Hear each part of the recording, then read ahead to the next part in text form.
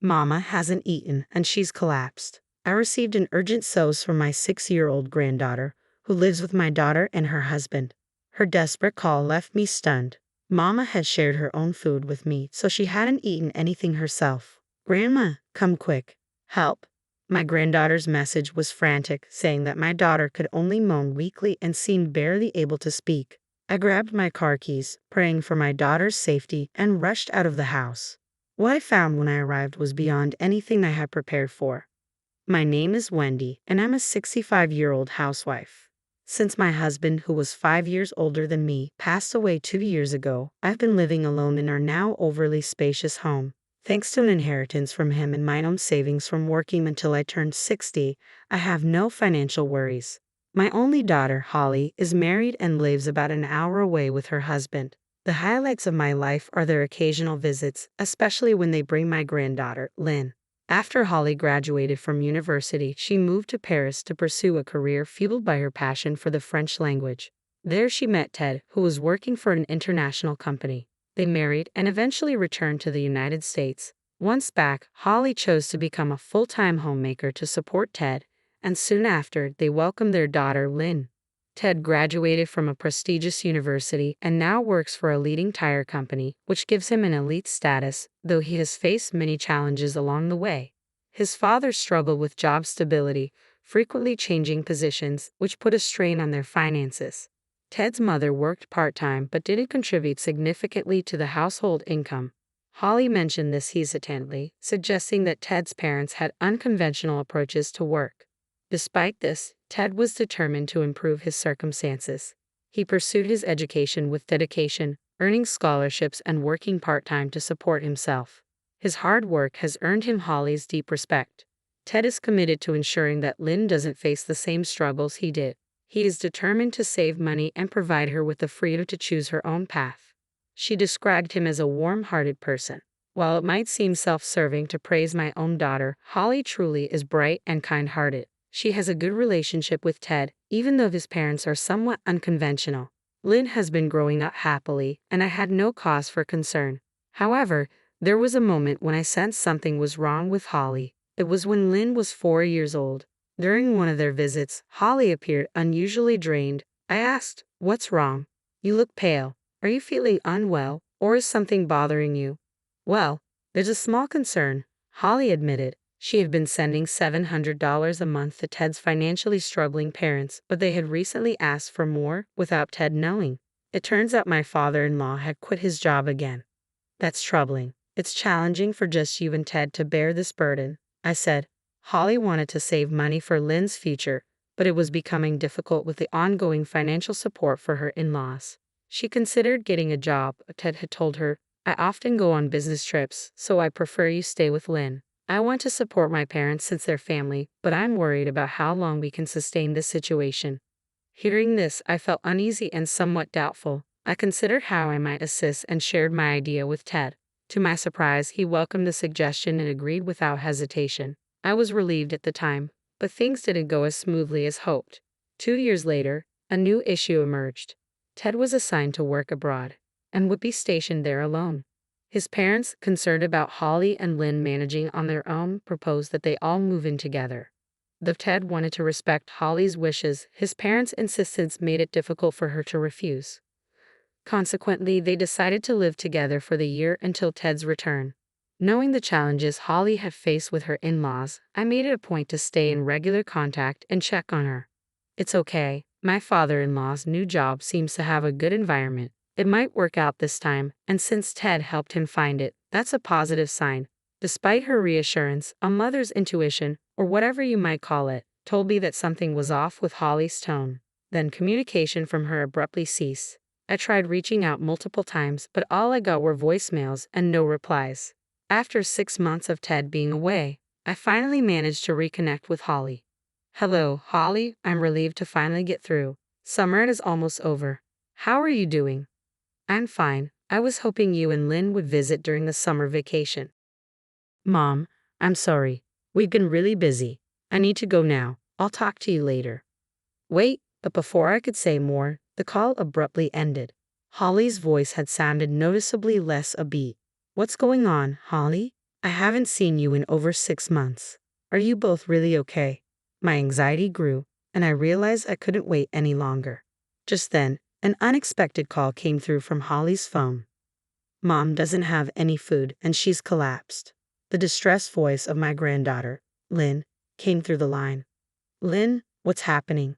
I asked urgently. Mom gave her food to me, so she hasn't eaten anything. Grandma, please come help us. From the tearful voice on the phone, I could tell Holly was exhausted and struggling to communicate. Are there any adults around, like Grandpa or Grandma? If they find out I called, I'll be in trouble, Lynn said. That's when I recalled what Holly had mentioned. She had taught Lynn how to use her cell phone and delete the call history, so Lynn could expose the situation to Holly's in-laws if needed. Hold on, I'm on my way, I said, telling Lynn to stay somewhere safe. I quickly drove to the in-laws' house, my heart racing. Holly, I'm coming. As I drove, tears streamed down my face. I was filled with guilt for not realizing the situation sooner and seething with anger toward Holly's in-laws. What have they done to my precious daughter and granddaughter? I'll never forgive them. Fueled by my anger, I pressed the accelerator harder. When I arrived at the in-laws' house, I rang the doorbell, but there was no immediate response. After repeatedly pressing the button, a voice finally answered. Why are you ringing so much? Who is it? I'm Holly's mother. What? You didn't give any notice. Why are you here? It was clear Holly's father-in-law was surprised and hesitant to come to the door. I'm sorry for the unexpected visit, but I need to see Holly. May I come in? No. Holly and Lynn aren't here. Go home. I know they're here. Is there another reason you're not letting me in? Enough. Don't come back. Just then, a deep voice resonated from behind me. Before I could react, a man appeared in front of me. That voice, could it be? I heard sounds of movement from inside the house, and the front door opened to reveal a stunned father-in-law. Boss, what are you doing here? The man was the CEO of the company where Holly's father-in-law worked. After learning about the in-laws' financial demands from Holly, I had taken action discreetly. Without informing Holly, I reached out to Ted and introduced him to a company run by an old friend of mine. I wanted Holly's father-in-law to find employment there and achieve financial independence. The CEO, understating my requests, hired him under favorable conditions. To avoid any gratitude, I kept my connection with the CEO confidential, asking both Ted and the CEO to do the same. Sensing something was wrong after the earlier call, I contacted the CEO, and we rushed over together. The CEO said, I'm here to speak with you. Let me in, and walked into the in-laws' home. The father-in-law stood there, stunned and speechless, as I tried to follow. Holly's mother-in-law emerged from a room and blocked my path. You have no right to come in. The CEO quickly countered, No, she's with me. The in-laws appeared visibly shaken and terrified. Grandma, over here. Help mommy, Lynn's voice called out urgently. At that moment, Lynn rushed over and tugged at my hand. Lynn, you become so skinny. I noticed that my granddaughter looked much more gaunt than the last time I had seen her. Before I could voice my concern, Lynn urgently guided me towards the back of the house, leading me to a storage room under the stairs. Holly, in a place like this? I quickly opened the door and gasped in shock and sorrow. There inside the dimly lit room was my emaciated daughter Holly. Mom, Holly murmured with drowsy eyes and tears streaming down her face. I gripped her frail hand tightly. I'm so relieved you're okay. Lynn told me you'd collapsed. We need to get you to a doctor right away. As I gently tried to lift Holly, the CEO stepped in to help. She doesn't need to see a doctor. Given her condition, are you really sure about that? We haven't done anything wrong, I responded, concerned. Liars, Mom always worked hard while you both just relaxed. You only gave her a small amount of food, and she even gave her own portion to me. From a recent call with my granddaughter, I learned that since moving in together, Holly had been forced to handle all the household chores from morning till night, like a servant.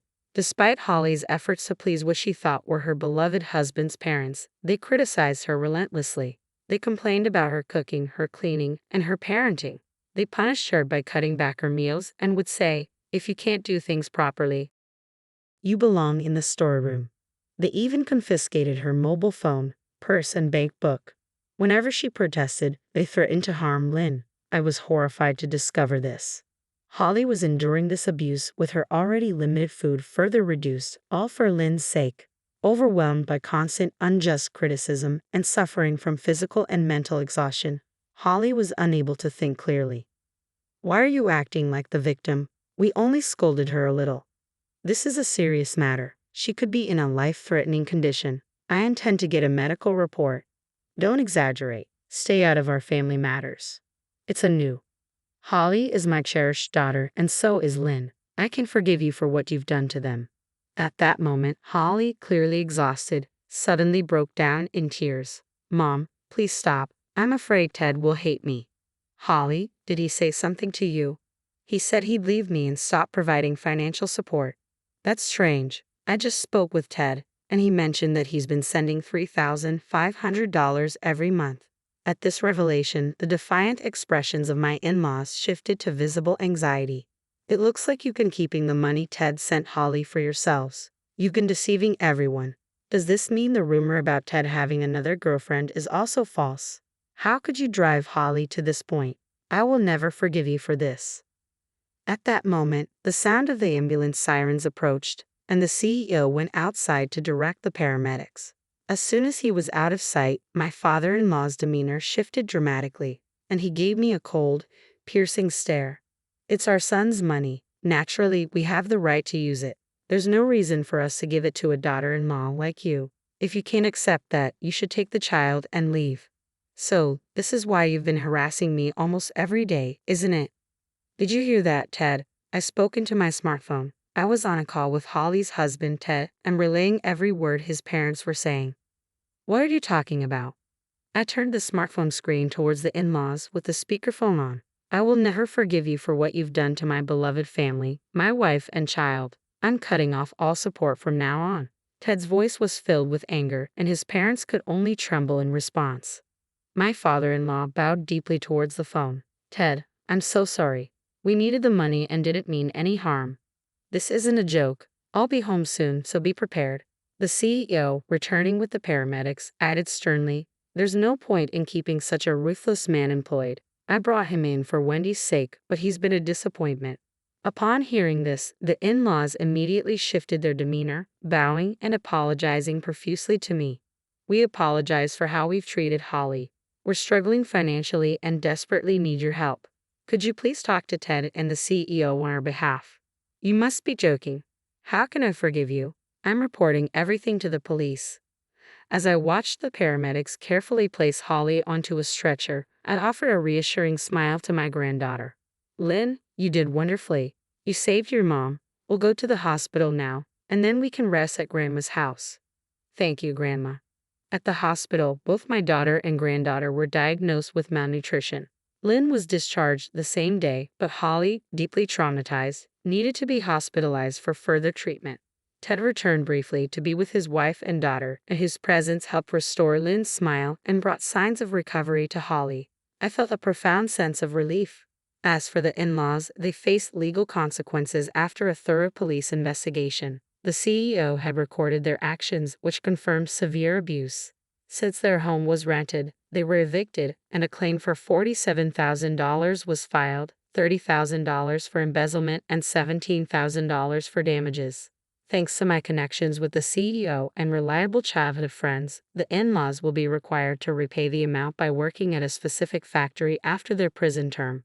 For now, the three of us are enjoying a peaceful time together, eagerly awaiting Ted's return. Once he's back, we plan to move in together at my place. I'm looking forward to a brighter future, supporting my daughter and son-in-law, and cherishing the joyful moments with my granddaughter.